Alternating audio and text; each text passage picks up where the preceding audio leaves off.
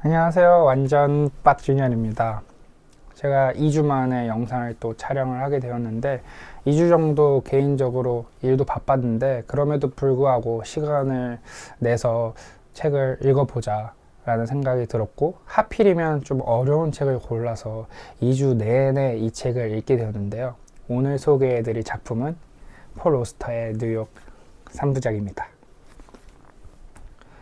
이 책을 구매하게 된 계기도 굉장히 우연에 가깝다라고 생각이 되는데, 유튜브를 통해서 폴 오스터라는 작가가 타이핑으로 소설을 쓰는 이 시대에 연필로 한자 한자 쓴다는 이야기를 듣고 연필로 쓴 소설 한번 읽어봐야 되겠다 이런 생각이 들어서 폴 오스터의 작품 중에 가장 유명한 뉴욕 3부작이라는 작품을 읽게 되었습니다. 이 뉴욕 3부작을 딱 처음 사게 되고 뒤편을 봤는데 추리소설의 형식을 완전히 뒤엎은 작품이다 라고 써져 있는 문장을 보고 기대감에 가득 차서 이 소설을 읽기 시작했습니다. 저는 원래 추리소설을 굉장히 좋아하는 독자거든요. 그래서 기본적으로 유명한 그리고 아무도 없었다 라는 작품이라던가, 우리가 셜록 홈즈 시리즈 혹은 용의자 X의 현실이라는 작품들을 말할 수 있을 것 같은데, 보통 추리소설이라고 하면 사건이 발생을 하게 되고 그 사건을 발생시킨 범인이 등장을 하고 그 범인을 추적하는 탐정이 됐든 그리고 형사가 됐든 그러한 인물들이 등장을 합니다. 그래서 자그마한 단서 하나조차도 독자는 놓칠 수 있지만 이 주인공들은 놓치지 않고 그것을 세밀하게 관찰했다가 결국은 나중에 범인을 잡는데 도움을 주는 그러한 역할을 하는 단서들이 이 책 곳곳에 배치가 되어 있고, 추리소설을 읽을 때 또 그런 장치들이 매력적인 부분이지 않나 이런 생각이 듭니다. 그런데 이 작품 같은 경우는 그러한 단서들을 찾아서 이야기의 흐름대로 혹은 작가가 의도한 대로 글을 읽어 나가다 보면 길을 잃어버립니다. 그리고 나서 마지막에 이게 결론이 뭐지? 이러한 생각을 하게 되는데, 저도 2주 동안 이 책을 읽으면서 무슨 내용인지를 잘 모르겠다 이런 생각을 가장 많이 했던 책인 것 같습니다. 이 책은 총 중장편 소설 3편으로 이루어진 연작소설인데, 오늘 소개해 드릴 작품은 유리의 도시들이라고 하는 이 첫 번째 작품을 대해서만 이야기를 해보려고 합니다. 그래서 최대한 스포 없이 이야기를 하려고 노력을 해보겠습니다. 첫 번째 이 유리의 도시들에서는 잘못 걸려온 전화로 이야기가 시작이 됩니다. 인스타 게시물 중에 그런 게시물을 제가 봤던 기억이 있는 것 같아요. 술을 마시고 이 전 여자친구한테 문자를 보내는 거죠. 뭐해? 잘 지내? 보고 싶다. 이런 식으로 전 여자친구한테 문자를 보내는데 하필이면 전 여자친구의 핸드폰 번호가 바뀐 겁니다.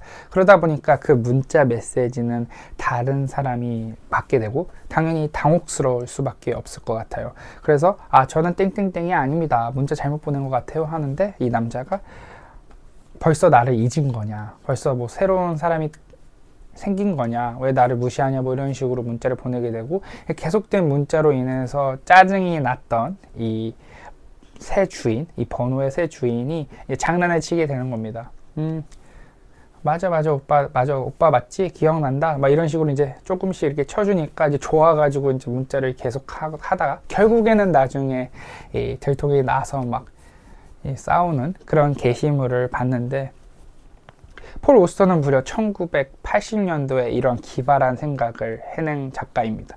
이 잘못 걸려온 전화를 퀸이라고 하는 하필이면 소설가가 받게 되는데, 우연히 이 소설가가 이 전화를 받게 되고, 저는 그런 인물이 아닙니다. 이 전화에서는 폴 오스터라는 탐정을 찾고 있었습니다. 또 여기서 이 내용이 또 신박한 게, 작가 이름도 폴 오스터인데 작품 안에서도 폴 오스터가 등장을 하게 됩니다. 이런 장치 같은 경우는 아마도 현실과 소설 간의 어떤 경계를 조금 더 허물기 위한 작가의 의도된 장치가 아니었을까라는 생각을 하게 되는데, 아무튼 계속 이제 화장실에 큰 볼일을 보러 갔는데도 계속 전화가 오니까 이제 오기가 생겨서 나중에는 그 전 여자친구처럼 이제 전화를 받게 된 거죠. 폴 오스터 아니라고 하려고 했는데 반대로 생각해보니까 폴 오스터인 척을 해도 재밌겠구나 라는 생각이 들어서 이 폴 오스터 행세를 하고 이 의뢰인을 찾아가게 됩니다. 도대체 왜 탐정에게 그러한 의뢰를 하려고 했는지 이야기를 들어보니까 피터라는 남자가 있었고요. 그 남자는 아버지한테 오랫동안 학대를 받은 인물이었습니다.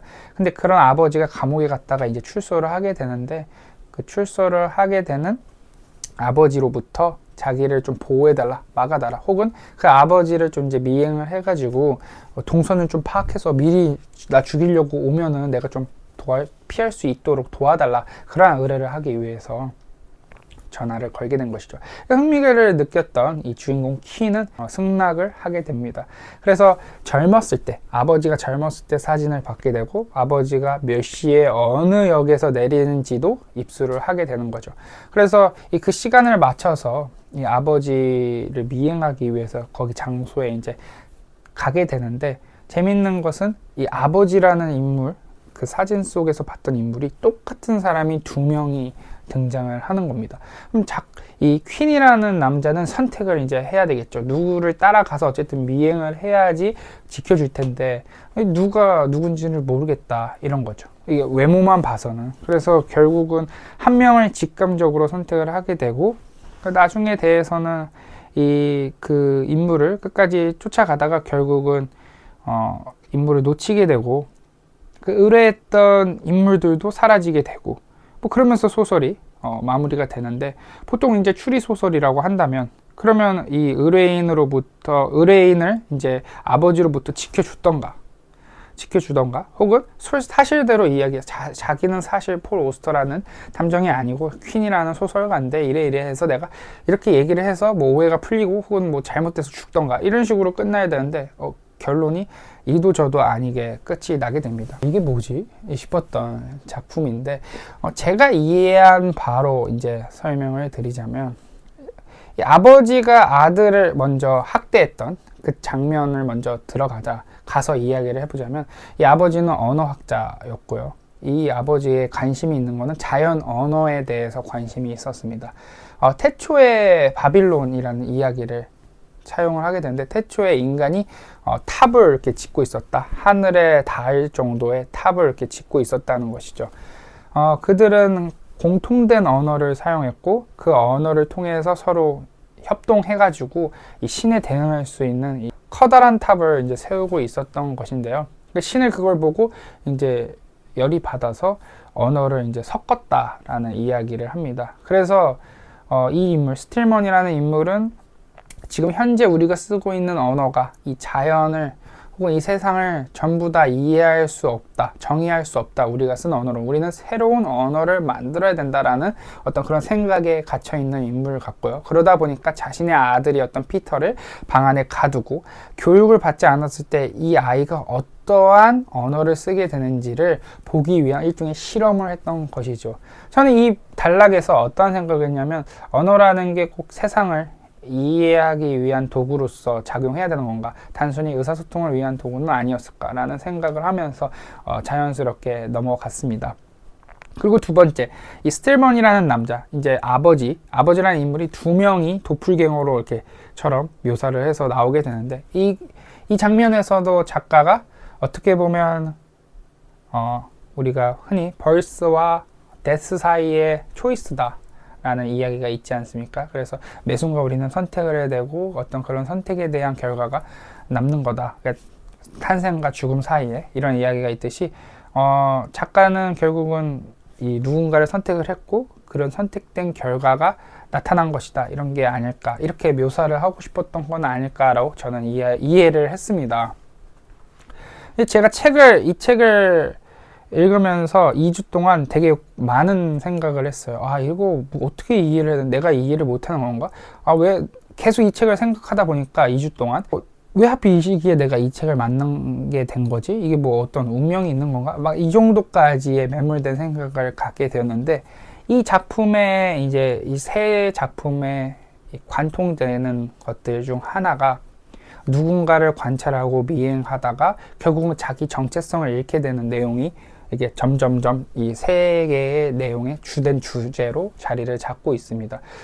저에게 좀 대입을 해보자면 저도 우연히 이 책을 유튜브를 통해서 알게 됐고, 그리고 이 책을 읽다가 이게 무슨 내용이지 해서 이 책을 막 빠져들어서 이 책에 대한 다양한 내용들을 검색하고 공부하고 이렇게 찾아보는 와중에 왜 나는 이 책을 이 시기에 하필 만난 걸까, 막 이런 생각도 하게 되고, 그러다가 결국은 나는 그저 이 책을 읽게 됐고, 이 책을 읽고 난 다음에 어떤 결과들, 감정들, 그런 것들만 남아있고, 나는 또 다른 책을 또 선택을 해서 읽게 될 거고, 그렇게 해서 앞으로 계속해서 나아가지 않을까, 이런 생각을 했던 것 같은데, 결국 작가는 그거를 의도한 게 아닌가. 그래서 의도적으로 어떤 결론적인 부분을, 그렇게 결과적인 부분을 이렇게 흐트러 놓은 건 아닐까라는 생각을 하게 되었습니다. 그래서 어쩌면 작가는 이러한 이야기를 던지는 것 같습니다. 우리는 종종 인생의 모든 사건에 어떤 의도가 있다고 생각을 하지만 그렇게 생각할수록 오히려 더 혼란해질 수도 있다. 마지막으로 이 작품 속에서 나타나는 문장을 하나 읽어보고 이야기를 마치려고 하는데요. 결국 인생이란 우연한 사건들의 총합에 지나지 않으며 그러한 사건들은 인생에서 일어나는 아무런 목적이 없다는 것이다. 네, 오늘 저의 이야기가 마음에 드셨다면 한번 시간을 내서 조금은 어렵지만 뉴욕 3부작에 도전을 해보는 건 어떨까 생각이 듭니다. 네, 지금까지 완전 빡준열이었고요. 감사합니다. 완전 빡준열이네.